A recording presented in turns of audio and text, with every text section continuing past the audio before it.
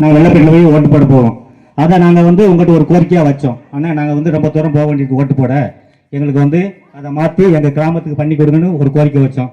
எங்களுக்கு முதல் கோரிக்கையாக அதை நீங்கள் செஞ்சு கொடுத்தீங்க. அதுக்கு எங்கள் கிராமத்தின் சார்பாக ஒரு நன்றி. அடுத்தபடியாக எங்கள் கிராமத்துக்கு இது வரைக்கும் பசு வசதிங்கிறதே இல்லை.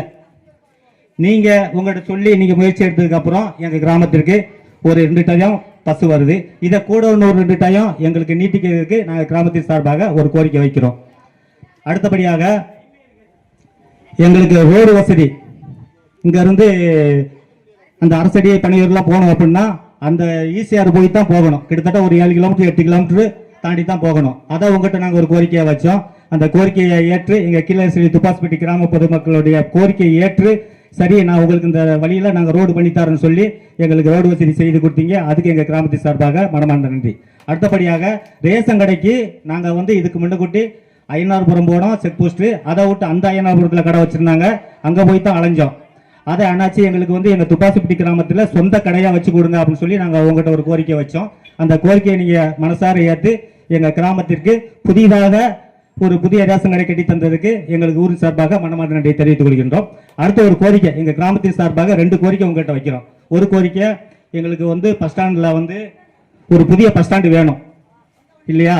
அது மக்களுக்கு எல்லாத்துக்கும் தேவையான ஒரு பஸ் ஸ்டாண்ட். நான் ஏற்கனவே உங்கள்கிட்ட அண்ணன் சொல்லியிருக்கேன், நீங்கள் அதை செஞ்சு தரேன்னு சொல்லியிருக்கீங்க. எங்கள் கிராமத்தின் சார்பாக பஸ் ஸ்டாண்டில் ஒரு புதிய பஸ் ஸ்டாண்டு உங்கள் நிதியிலேருந்து கட்டி கொடுத்துருங்க.